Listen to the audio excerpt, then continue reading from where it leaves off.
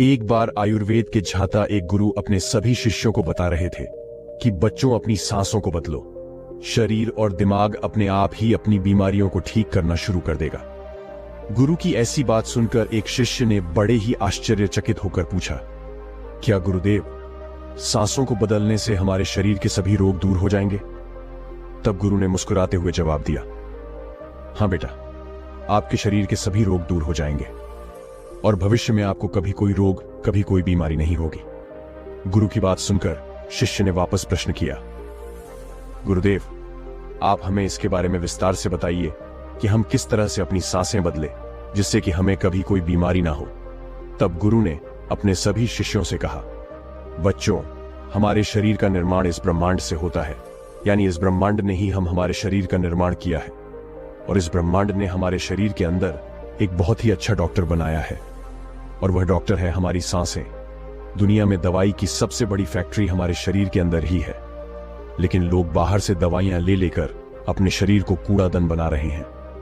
बच्चों, बड़ी से बड़ी बीमारी को हमारा शरीर स्वयं ठीक कर सकता है, लेकिन दुनिया में थोड़े से ही लोग ऐसे हैं जो इन शक्तियों के बारे में जानते हैं और उनमें से बहुत कम लोग ऐसे हैं जो इनका सही से उपयोग कर पाते हैं। लेकिन अगर आप इसका सही उपयोग करना सीख गए तो आप हमेशा निरोगी रहेंगे और यह आपकी बीमारियों को, सारी बीमारियों को ठीक करेगा और साथ ही साथ आपकी इम्यूनिटी को इतना मजबूत कर देगा कि आप बीमार होना ही भूल जाएंगे। इसके अलावा आपके मस्तिष्क की जो समस्याएं हैं, दिमाग की जितनी भी समस्याएं हैं, जैसे आपको टेंशन, स्ट्रेस और एंजाइटी, जितनी भी प्रकार की परेशानियां रहती हैं, यह सब बिल्कुल गायब हो जाएगी, क्योंकि हमारी सांसें इतनी शक्तिशाली है कि इससे आपका आध्यात्मिक विकास भी होता है और आप इस ब्रह्मांड की दिव्य ऊर्जा के साथ जुड़ जाएंगे। हमारी सांसें इतनी महत्वपूर्ण होती हैं, इसीलिए इन सांसों को प्राण भी कहा जाता है, क्योंकि शरीर की शुरुआत, जीवन की शुरुआत सांसों से ही होती है और सांसों के रुकने के साथ हमारी जिंदगी भी खत्म हो जाती है। हमारे आयुर्वेद में कहा गया है कि हमारा शरीर बिना खाने के 1 महीने से भी ज्यादा जिंदा रह सकता है और बिना पानी के यह कुछ दिन जिंदा रह सकता है, लेकिन बिना सांसों के यह कुछ मिनट ही जिंदा रह सकता है। इसके बाद गुरु सभी शिष्यों को कहते हैं कि बेटा, हमारी सांसों की इतनी अहमियत क्यों होती है? आइए, अब मैं तुम्हें बताता हूं कि हमें किस तरह से अपने अंदर के डॉक्टर को सक्रिय करना है और बीमारियों को ठीक करना है। इसके लिए सबसे पहले आपको यह समझना होगा कि हमारे शरीर में 2 तरह की ऊर्जा पाई जाती है, एक बाहरी ऊर्जा यानी शारीरिक ऊर्जा और एक भीतरी ऊर्जा यानी आत्मिक ऊर्जा। शारीरिक ऊर्जा हमें दिखाई देती है और वह बहुत कम होती है, लेकिन भीतरी ऊर्जा यानी आत्मिक ऊर्जा हमें दिखाई नहीं देती है, लेकिन यह बहुत विराट होती है, बहुत बड़ी होती है। भीतरी ऊर्जा में इतनी शक्ति होती है कि इसके बारे में आयुर्वेद में यह कहा गया है कि जो हमारा शरीर बीमार पड़ता है और इसमें जो भी बदलाव आते हैं, वह आने से पहले हमारी सारी ऊर्जा हमारे शरीर के अंदर चली जाती है। इसीलिए अगर हम अपनी भीतरी ऊर्जा को सक्रिय कर देते हैं तो आपके शरीर में कभी कोई बीमारी नहीं होगी। अगर आप बाहरी शरीर पर काम करोगे तो आपको काम लंबा करना पड़ेगा, देर तक करना पड़ेगा और हो सकता है कि इसका असर ज्यादा ना हो, लेकिन अगर आप आंतरिक ऊर्जा पर काम करेंगे तो इसका असर जो है वह बहुत तेजी से होगा। हमारी भीतरी ऊर्जा मास्टर है और बाहरी ऊर्जा उसकी नौकर है। एक गुरु है तो दूसरा चेला है, और अगर हमने अपनी आत्मिक ऊर्जा को नियंत्रित कर लिया तो अपने आप ही बाहरी ऊर्जा नियंत्रण में आ जाएगी। फिर गुरु उन सभी शिष्यों से कहते हैं, बच्चों, सबसे पहले हमें अपनी आंतरिक ऊर्जा की संरचना को समझना होगा। जिस तरह से हमारी शारीरिक ऊर्जा यानी शरीर में ब्लड रहता है जो शरीर को जिंदा रखता है, इस तरह से हमारी आंतरिक ऊर्जा का इतिहास भी है। इसमें भी बहुत सारी नाड़ियां हैं जैसे शारीरिक ऊर्जा में होती है, और इन नाड़ियों के अंदर प्राण बहता है, यानी प्राणिक ऊर्जा बहती है, और यह प्राणिक ऊर्जा हमारी सांसें होती हैं। हमारी सांस प्राणिक ऊर्जा को नियंत्रित करती है। बच्चों, हमारी आत्मिक ऊर्जा ब्रह्मांड की वह दिव्य ऊर्जा है जो कि पूरे ब्रह्मांड को चला रही है, उसे नियंत्रित कर रही है, और इसके बिना जीवन की जो कल्पना है वह असंभव है।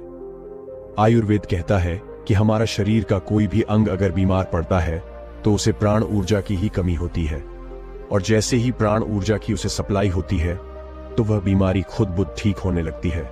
जिन बीमारियों को आप दवाई लेकर ठीक नहीं कर सकते, उन बीमारियों को आप इस प्राणिक ऊर्जा के माध्यम से ठीक कर सकते हैं। हमारे शरीर में, हमारे जीवन में, हमारे खान पान के कारण, हमारे विचारों के प्रदूषण के कारण इन नाड़ियों में गांठें बन जाती है, जिसके कारण प्राण ऊर्जा का जो प्रवाह है, यह प्रवाह रुक जाता है और इसके कारण बीमारियां होती हैं। लेकिन जैसे ही आप इस प्राण ऊर्जा को एक नया आयाम देते हैं, जैसे प्राणायाम करते हैं, या फिर अपनी सांस को नियंत्रण में करते हैं, या फिर अपनी सांसों को समझते हैं, तो यह नाड़ियों अपने आप ही खुलने लगती है। और इस तरह से प्राण ऊर्जा के प्रवाह के कारण जो नाड़ियों में मल जमा हुआ है, वह सारा का सारा मल बाहर निकलना शुरू हो जाता है। और जैसे ही आपकी नाड़ियों साफ होती है, वह शुद्ध हो जाती है, तो आपका शरीर शक्तिशाली हो जाता है। और इसका प्रभाव भी फिर हमारी शारीरिक ऊर्जा पर पड़ता है, क्योंकि हमारी आत्मिक ऊर्जा बहुत ही शक्तिशाली है, जो हमारी शारीरिक ऊर्जा को भी बनाए रखती है। आत्मिक ऊर्जा जड़ है, तो शारीरिक ऊर्जा जो है वह उसकी पत्तियां हैं। जिस तरह से हम पेड़ों की पत्तियों पर पानी डालते हैं, तो पेड़ को इससे लाभ नहीं होता है, लेकिन अगर हम जड़ को पानी देते हैं तो पूरा पेड़ विकसित होता है। इस तरह से जब हम आंतरिक ऊर्जा पर काम करते हैं, तो हमारा पूरा शरीर सक्रिय हो जाता है। जैसे ही हमारी यांत्रिक ऊर्जा हील करती है, तो जो भी बीमारियां हमारे शरीर में है, वह हील होना शुरू हो जाती है और शरीर से बाहर निकलने लगती है। और जब आप अपनी सांसों पर अपना अधिकार स्थापित करते हैं, तो आप देखेंगे कि आपका शरीर इतना ज्यादा ऊर्जावान हो जाएगा कि आपको कभी भी बीमारी ही नहीं होगी। और हमारा शरीर ऐसी स्थिति में आ जाता है कि हम धीरे धीरे जवान होने लगते हैं और हमारे शरीर में कभी कोई इंफेक्शन नहीं होता है। हमारे शरीर की इम्यूनिटी इतनी बढ़ जाती है कि हमारा शरीर जो है वह बीमार होना ही भूल जाता है। फिर गुरु उन सभी शिष्यों से कहते हैं कि अब आप दूसरी बात समझो। हमारे शरीर में ऑटोनोमिक नर्वस सिस्टम होता है। इसे समझने के लिए पहले यह समझो, एक बार एक राजा को यह सूचना मिली कि उसके राज्य पर आक्रमण होने वाला है, तो उसने तैयारी कर ली, सारे सैनिकों को तैयार कर लिया, लेकिन कोई आक्रमण नहीं हुआ। फिर अगले दिन उसे सूचना आई और ऐसे करते करते 1-2 साल बीत गए, लेकिन उस राज्य पर कभी कोई आक्रमण नहीं हुआ। लेकिन उस सूचना के कारण उनके जितने भी संसाधन थे, वह संसाधन लड़ाई की तैयारी में बर्बाद हो गए।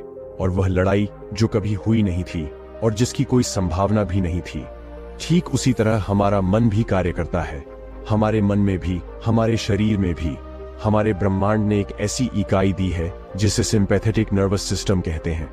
यह तब सक्रिय होता है जब हमारे ऊपर कोई खतरा होता है।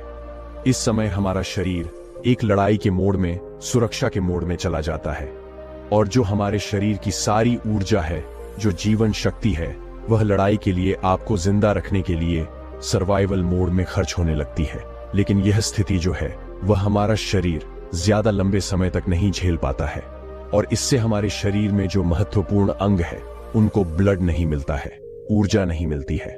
और इस ऊर्जा की कमी के कारण, ब्लड की कमी के कारण, ऑक्सीजन की कमी के कारण पूरा का पूरा शरीर जो है वह बीमार होने लगता है, क्योंकि हमारा शरीर हमारी ऊर्जा को उस लड़ाई से, उस खतरे से बचाने में लगा रहता है जो खतरा कभी नहीं आएगा।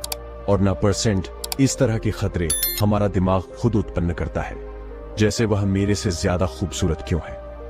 अगर बॉस ने मुझे जॉब से निकाल दिया, तो अगर मेरे शरीर में कोई गंभीर बीमारी हो गई, तो अगर मैं इंटरव्यू में फेल हो गया, तो जिसकी संभावना नहीं है, ऐसे विचार भी लाता है और हमारा शरीर उसे मानकर अपने आप को तैयार करने लगता है।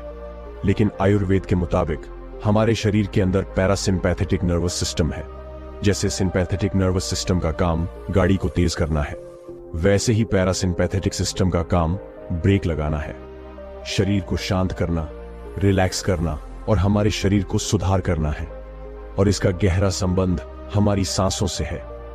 जब हम गहरी सांस लेते हैं, तो हमारे जो फेफड़े हैं, उसके निचले हिस्से में भी हवा बढ़ती है, जिससे हमारे दिमाग को यह मैसेज जाता है कि घबराओ नहीं, तुम्हारा शरीर पूरी तरह से सुरक्षित है।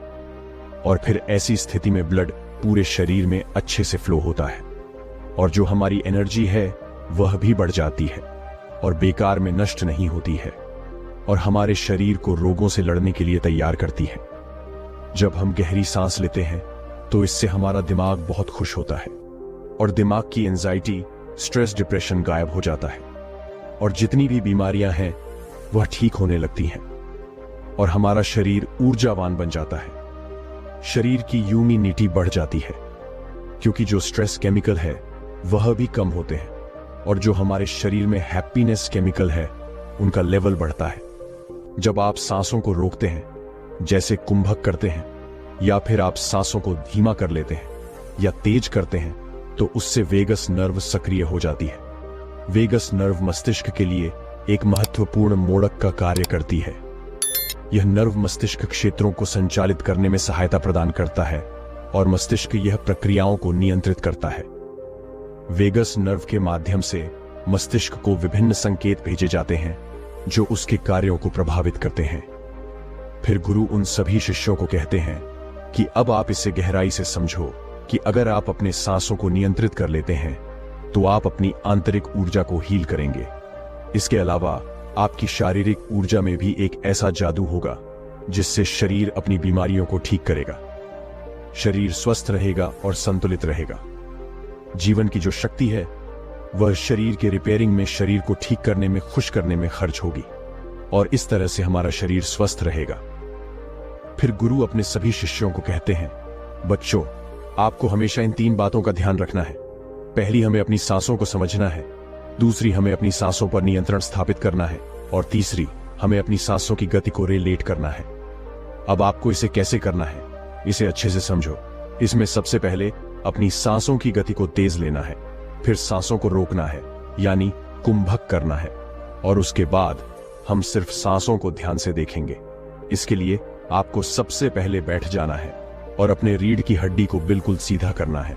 आप चाहे तो इसे लेट कर भी कर सकते हैं। फिर आपको अपनी आंखों को धीरे धीरे आराम से बंद कर देना है। फिर अपने आसपास की आवाजों को सुनना शुरू करना है।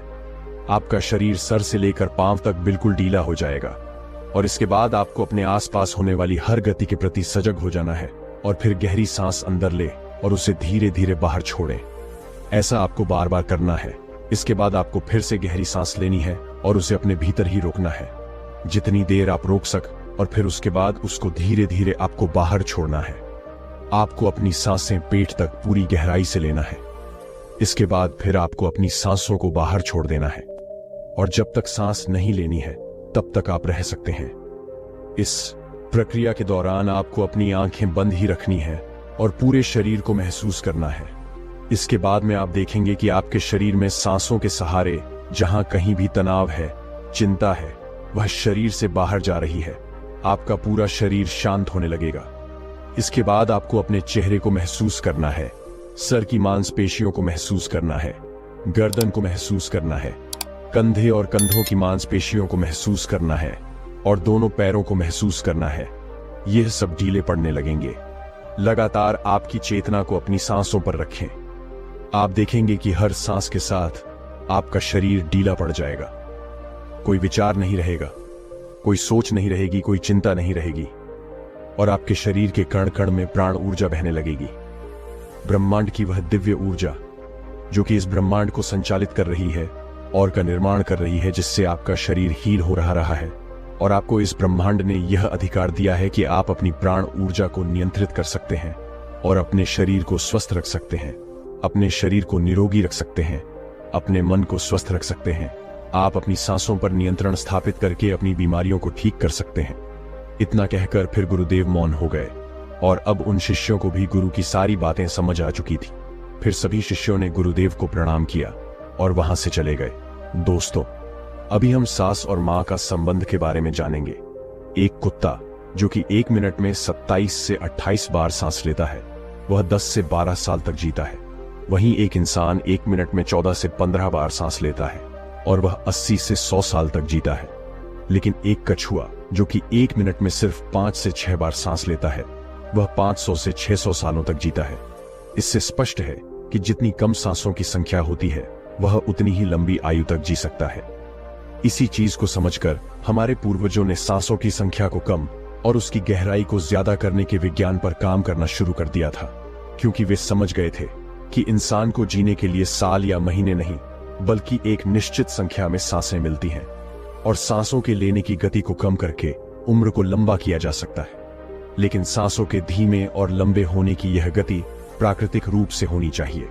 जब हम सांस लेते हैं तो वह प्रत्यक्ष रूप से हमें 3 स्थानों पर ही महसूस होती है: कंठ, हृदय, फेफड़े और पेट। मस्तिष्क में गई हुई सांस का हमें पता ही नहीं चलता। कान और आंख में गई हुई सांस का भी कम ही पता चलता है। श्वसन तंत्र से भीतर गई सांस अनेक प्रकार से विभाजित हो जाती है, जो अलग अलग क्षेत्रों में जाकर अपना अपना कार्य करके पुनः वायु रूप में बाहर निकल जाती है। ये सब इतनी जल्दी होता है कि हमें इसका पता ही नहीं चलता। हम सिर्फ इतना ही जानते हैं कि ऑक्सीजन भीतर गई और कार्बन डाइऑक्साइड बाहर निकल गई, लेकिन भीतर वह क्या क्या सही या गलत करके जाती है, इसका कम ही ज्ञान हो पाता है। यदि हम जोर से गहरी सांस लेते हैं तो तेज प्रवाह के साथ शरीर के अंदर बैक्टीरिया नष्ट होने लगते हैं। कोशिकाओं की रोगों से लड़ने की क्षमता भी बढ़ जाती है। बोन मैरो में नए रक्त का निर्माण होने लगता है। आंतों में जमा मल विसर्जित होने लगता है। मस्तिष्क की जागरूकता लौट आती है, जिससे स्मरण शक्ति दुरुस्त हो जाती है। न्यूरो की सक्रियता से सोचने समझने की क्षमता पुनः जीवित हो जाती है। फेफड़ों में भारी हवा से आत्मविश्वास वापस लौट आता है। सोचें, जब जंगल में हवा का एक तेज झोंका आता है तो जंगल का रोम रोम जागृत होकर सजग हो जाता है। सिर्फ एक कपालभाति या भस्त्रिका का प्राणायाम तेज हवा के उसी झोंके की तरह है। बहुत कम लोगों में क्षमता होती है अपने अंदर आंधी लाने की। लगातार अभ्यास से ही आंधी का जन्म होता है। 10 मिनट की आंधी आपके शरीर और मन के साथ आपके संपूर्ण जीवन को बदल कर रख देगी। आजकल अधिकतर लोगों की सांस उखड़ी और बिखरी हुई रहती है। उतने पतले रहती हैं या फिर तेजी से चलती है। लोगों को यह पता ही नहीं चलता कि उनकी सांस किस प्रकार चल रही है। जब क्रोध का भाव उठता है तो सांस बदल जाती है। वहीं पर काम वासना का भाव उठता है, तब भी सांस बदल जाती है। हमारे प्रत्येक भाव और विचार के साथ हमारी सांस भी बदलती रहती है। इसके साथ हमारे खान पान और रहन सहन से भी यह बदलती रहती है। वास्तव में हमारी सांसों का हमारे मन की स्थिति और हमारी शारीरिक अवस्था से सीधा संबंध होता है। पूरा योग विज्ञान ही सांसों को सही तरीके से लेने पर टिका हुआ है। तो अगर हम सिर्फ अपनी सांसों को सही तरीके से लेना सीख जाते हैं तो हमारा जीवन जादू की तरह बदल जाएगा। आज इस प्राचीन योग कथा के माध्यम से हम सांसों को सही तरीके से लेने का तरीका और सांसों के जादुई रहस्य के बारे में विस्तार से जानेंगे। बहुत समय पहले की बात है, एक आर्षि अपने आश्रम में छात्रों को योग, ध्यान और प्राणायाम की शिक्षाएं दिया करते थे। आर्षि खुद भी एक योगी थे। उन्होंने अपने कई वर्ष हिमालय की गुफाओं में साधना करते हुए बिताए थे, जहां पर उन्होंने बहुत से सूक्ष्म मानवीय आयाम को गहराई से समझा था। और अब वे अपने इसी अनुभव और ज्ञान को शिष्यों के माध्यम से जनसमूह तक पहुंचाना चाहते थे। एक दिन रात्रि के भजन के पश्चात उनके आश्रम का सबसे बुद्धिमान और होनहार छात्र उनके पास आता है। छात्र के चेहरे को देखकर गुरु समझ गए कि उसके मन में कुछ प्रश्न उठ रहे हैं। गुरु के नजदीक पहुंचते ही छात्र ने उन्हें प्रणाम किया और कहा, गुरुदेव, मैं आपसे कुछ प्रश्न पूछना चाहता हूं। गुरु ने मुस्कुराते हुए कहा, मुझे मालूम है, यह तो मैं तुम्हारे चेहरे को देखकर ही समझ गया था। पूछो, क्या प्रश्न है तुम्हारे? छात्र ने कहा, आप अक्सर कहते हैं कि योग, ध्यान और प्राणायाम का मूल आधार हमारी सांसें होती हैं और अपनी सांसों पर नियंत्रण पाते ही हम अपने मन और विचारों पर नियंत्रण पा लेते हैं। तो आज मैं आपसे सांसों के रहस्य और उनकी यौगिक विज्ञान के बारे में विस्तार से जानना चाहता हूं। यह सुनकर गुरु ने एक हल्की मुस्कान दी और फिर कहना शुरू किया, जैसा हमारा मन होता है, हमारी सांसों की गति भी वैसी ही हो जाती है, या फिर जैसी हमारी सांस होगी वैसी ही हमारी मनोदशा हो जाएगी। यानी हमारी सांसों से सब कुछ जुड़ा हुआ है। जो हमारे भीतर घटता है वह भी, और जो हमारे बाहर घटता है वह भी। हमारे जीवन में घटने वाली हर एक घटना हमारी सांसों से गहरा संबंध रखती है। मतलब कि अपनी सांसों की गति पर नियंत्रण करके हम अपने मन और विचारों पर नियंत्रण कर सकते हैं। अगर तुम किसी सच्चे योगी साधक को ध्यान से देखो तो तुम्हें उसके चेहरे पर एक गजब का ठहराव दिखेगा। एक सच्चा योगी बुरी से बुरी स्थिति में भी खुद को शांत रख सकता है। एक योगी अपनी भावनाओं को नहीं दबाता, बल्कि वह अपनी सांसों पर नियंत्रण हासिल करता है और सांसों को नियंत्रित करते ही वह अपने मन पर नियंत्रण पा लेता है। और जो आदमी का मन उसके नियंत्रण में हो, उसके पास उसकी सभी समस्याओं का समाधान है। गुरु ने छात्र की तरफ इशारा करते हुए कहा, तुमने कुछ योगियों के बारे में सुना होगा कि वे 150 या फिर 300 सालों तक भी जी जाते हैं। तो आखिर वे इतने लंबे समय तक खुद को जीवित कैसे रख पाते हैं? वास्तव में उनका नियंत्रण अपनी सांसों पर होता है, जिसे प्राण ऊर्जा भी कहते हैं। ऊर्जा हमारे चारों तरफ है। इसे कितनी मात्रा में लेना और छोड़ना है, यह एक योगी अच्छी तरह से जानता है और वह इस काम पर बहुत हद तक महारत हासिल कर लेता है। इसीलिए वह इस प्राण ऊर्जा का उपयोग अपनी जरूरत के हिसाब से कर सकता है और खुद को दीर्घायु बना सकता है। अगर तुम अपने शरीर को स्वस्थ रखना चाहते हो, सामान्य से अधिक क्षमता चाहते हो, तेज बुद्धि चाहते हो, तो तुम्हें अपनी सांसों को समझना होगा, उन्हें नियंत्रित करना होगा। और उन्हें नियंत्रित करते ही तुम्हारे जीवन में सब कुछ व्यवस्थित हो जाएगा। वास्तव में डर, चिंता और परेशानी जैसी कोई चीज होती नहीं है। ये सिर्फ हमारे मन और भावनाओं की उपज है। और हमारे मन में भावनाओं को केवल एक ही चीज नियंत्रित कर सकती है, और वह है हमारी सांस। हमारे अंदर का क्रोध, चिंता, जलन, अहंकार, बदला लेने की भावना, ये सब कुछ हमारी सांसों के हिसाब से चलता है। अगर हमारी सांसों पर हमारा नियंत्रण है, तो ये सभी विकार हमारे नियंत्रण में हो जाते हैं। सांस हमारे शरीर और हमारे मन के बीच पुल का काम करती है। अगर हमें अपने मन तक पहुंचना है, उसके विकारों को समझकर उनको दूर करना है, तो हमें अपनी सांसों की पुल पर चलना होगा। हमें अपनी सांसों के जरिए अपने मन तक पहुंचना होगा, और यही एकमात्र रास्ता है अपने मन को समझने का। अगर तुमने कभी किसी बच्चे को सोता हुआ देखा हो, तो तुमने अनुभव किया होगा कि जब वह बच्चा सांस अंदर लेता है तो उसका पेट फूलता है, और जब सांस छोड़ता है तो पेट पिचक जाता है। यानी कि एक बच्चा अपने पेट, नाभि से सांस लेता है, जो कि सांस लेने का सबसे प्राकृतिक और सही तरीका है। अपनी इस गहरी और लंबी सांस की वजह से बच्चे का मन उत्साहित और हल्का रहता है। उसका शरीर ज्यादा प्राकृतिक तरीके से काम करता है। तुमने देखा होगा, बच्चा अपने मन में किसी बात को ज्यादा लंबे समय तक नहीं रखता, और ना ही वह किसी से ज्यादा लंबे समय तक गुस्सा रहता है। अगर उसे किसी गलती पर डांट पड़ जाए, तो कुछ समय बाद वह उसे भी भूलकर अपने खेल में मग्न हो जाता है। बच्चा इतना सरल इसीलिए हो पाता है क्योंकि उसकी सांस प्राकृतिक रूप से चलती है, यानी नाभि से। बच्चे के शरीर को विकास चाहिए, विकास के लिए ज्यादा ऊर्जा, और ज्यादा ऊर्जा के लिए ज्यादा लंबी सांसें चाहिए। इसीलिए प्रकृति ने उसे ज्यादा लंबी सांस दी है। तो दोस्तों, कैसी लगी आपको यह कहानी, कमेंट सेक्शन में जरूर बताना, और अच्छी लगी तो इस चैनल को सब्सक्राइब करना मत भूलना। तो मिलते हैं अगली कहानी में, तब तक के लिए अपना ख्याल रखें। धन्यवाद।